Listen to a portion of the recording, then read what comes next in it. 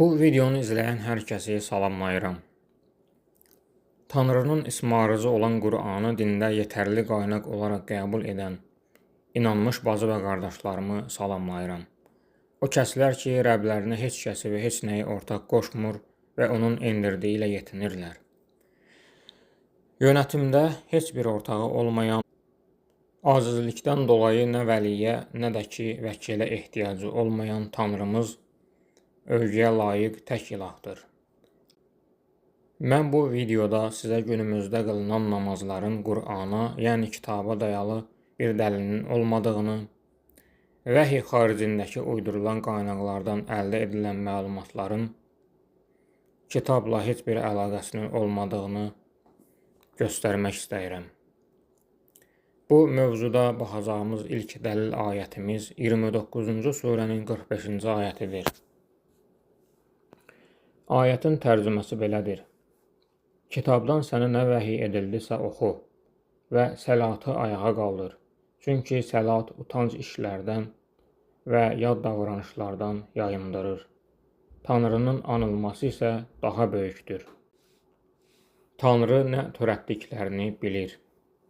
Biz öncə ayətin əvvəlində səlatın tərkib hissəsi olan tilavətin nə olduğuna baxaq.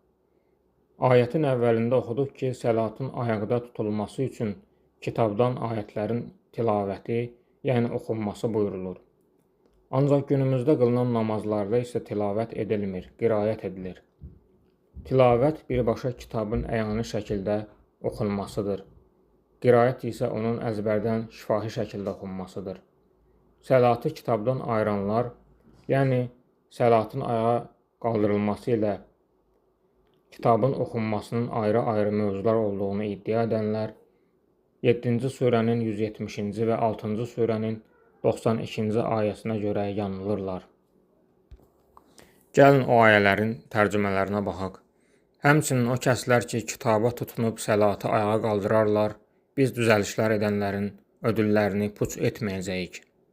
Bu, kəndlərin paytaxtını və onun çevrəsindəkiləri uyarmaq üçün sənə indirdiyimiz özündən öncəkiləri doğrulayan məhsuldar bir kitabdır. Sonraki həyata inanan kəslər ona güvənər və onlar səlatları üzərində keşik çəkərlər. Oxunan ayətlərdən də gördük ki, səlatın birbaşa kitabla əlaqəsi vardır. Bir daha xatırlatmaq istəyirəm ki, günümüzdə qılınan namazlarda ayətdə buyurulmasına baxmayaraq kitabdan əyani oxunuş edilmir. Qiraət, yəni əzbərdən oxunuşlar edilir. Gəlin tilavətin əyani oxunuş olduğu barədə bəzi ayələrə baxaq. Bu ayələr 2-ci surənin 44-cü, 121-ci, 3-cü surənin 93-cü, 98-ci surənin 2-ci ayətləridir. Ayələrin tərcümələri belədir. İnsanlara doğru davranışları buyurduğunuz halda özünüzü unudursunuz. Siz ki, kitabı oxuyursunuz, məgər anlamırsınız? Ayələrin bəzi hissələrini ərəbcədən səsləndirmək istəyirəm ki, yəni həmin tilavət sözünün orada keçdiyini hər kəs şahid olsun. Əl-ləzinə ətəynəhuməl kitab yətlunəhu haqqa tilavətih. Özlərinə kitab verdiyimiz kəslər onu özünə layiq şəkildə oxuyarlar.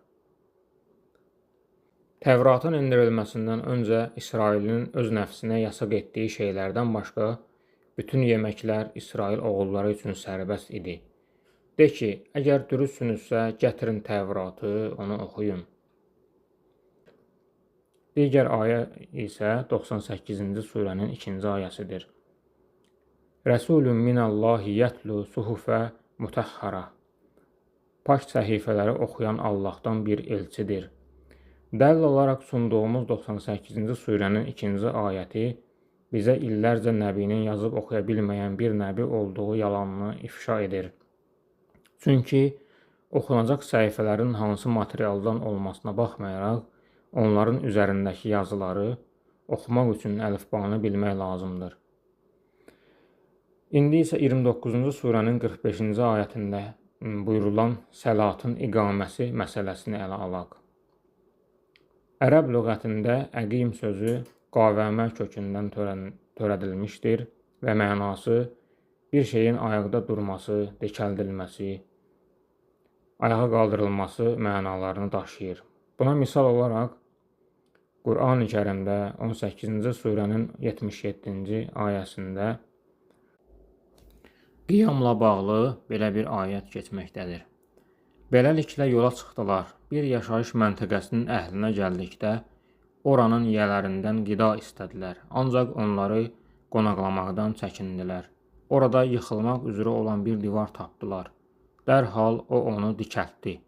Əgər istəsəydin, ona qarşılıq mütləq bir muz götürərdin, dedi. Bu ayənin ərəbcəsinə baxdıqda fəəqaməhu deyən bir kəlmə görəcəyik. Yəni, divarın dikəldilməsindən bəhs edilir.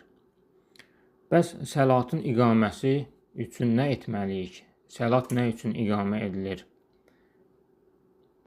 Nə üçün ayağa qaldırılır? Ayədəki divar misalındakı olduğu kimi bir şeyin dikəldilməsi və ya ayağa qaldırılması üçün onun yıxılması və ya çökməsi lazımdır. Biz bunun cavabını 19-cu surənin 58-ci və 59-cu ayələrindən görürük. Ayələrin tərcümələri belədir. Bunlar özlərini Tanrının nemətləndirdiyi nəbilərdən, Adəmin soyundan və Nuh ilə birlikdə daşıdığımız kimsələrdən, İbrahim və İsrailin soyundan yönəltdiyimiz kimsələrdən seçdiyimiz kəslərdir. Onlara qayğıkeş olanın ayətləri oxunduqda önəmsəyərək və ağlayaraq çökərdilər. Növbəti dəfə onların ardından gələnlər səlatı puç etdilər və tamahlarına uydular. Tezliklə yanılğıya düşəcəklər. Bu ayət bəzilərinin iddia etdiyi kimi namazın ta Nuh və ya İbrahim nəbilərdən bəri gəlib çatdığı yalanını da ifşa edir. Çünki onlardan sonra gələn nəsillər namazı puç etdilər, yəni onu işləvsiz vəziyyətə gətirirlər. Məhz buna görə də Tanrı hər dövrdə inananlardan səlatı ayaqda tutmalarını istəmiş və onun davamiyyətli halda yerinə yetirilməsini buyurmuşdur. İndi isə üzəri namazla örtülərək gizlədilən səlat fəaliyyətinin nə olduğuna və Tanrının Quranda ona necə tanım verdiyinə baxaq. Bunun üçün 11-ci surənin 84-cü ayətindən başlayaraq 88-ci ayətə qədər diqqətlə və ardıcıllıqla oxunması lazımdır. 84-cü ayət. Mədyənə də qardaşları Şuaybı dedi ki, ey xalqım, Tanrıya qulluq edin, sizin üçün ondan savayı bir Tanrı yoxdur. Çəkini və tərəzini əksiltməyin, çünki mən sizi xeyir ilə görür və işgəncə gününün üzərinizi əhatə etməsindən qorxuram. 85. Həmçinin, ey xalqım, çəkini və tərəzini tarazlıqla öncəki halına qaytarın. İnsanların əşyalarını dəyərsizləşdirməyin. 86. Əgər inanırsınızsa, Tanrının gerdə qoyduğu sizin üçün daha xeyirlidir. Mən üzərinizdə keşikçi deyiləm. 87. Dedilər ki, ey Şuayb, atalarımızın qulluq etdiklərini ya da mallarımız barədə gərəkdiyi kimi davranmağı tərk edək deyə sənə sənin səlatın mı buyurur? Əlbəttə ki, sən öngörüşlü, yetkin birisən. 88. Dedi ki, ey xalqım, Rəbbimdən bildirişlər üzərində olduğumu və ondan gözəl bir ruzini azuqə edindiyimi görmürsünüzmü? Sizi onlardan çəkindirməklə sizə tərs düşmək istəmirəm. Mən yalnız bacardığım düzəlişi etmək istəyirəm. Uğurum yalnız Tanrı ilə mümkündür. Mən ona güvənir və ona başvururam.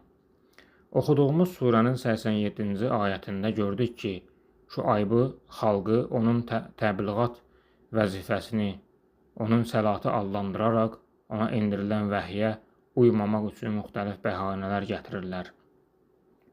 Günümüzün xain din adamları isə ayətdə keçən Şuaybın səlat fəaliyyətinin üzərini örtmək üçün onun mənasını təhrif edərək namaz deyə tərcümə edirlər. Heç bir kitabda namaz yalnızca Tanrıya qulluq edilməsini, atalar dinini tərk etməyi, tərəzidə doğru çəkməyi, satılan şeylərin çəkisinin dəqiq olmasını buyurmaz. Bunları kitabda bizlərə buyuran əlbəttə ki, Rəbbimiz Allahdır. Buradan aydın olur ki, Şuayb nəbinin səlatı ona endirilən ilahi tapşırıqları öz xalqına çatdırması və bu bilgiləri onlara aşılaması fəaliyyətidir. Demək, əl-səlat məna baxımından vəhyə, yəni kitaba dayalı bilgi əldə etmə və onu cəmiyyətə aşılama fəaliyyətidir.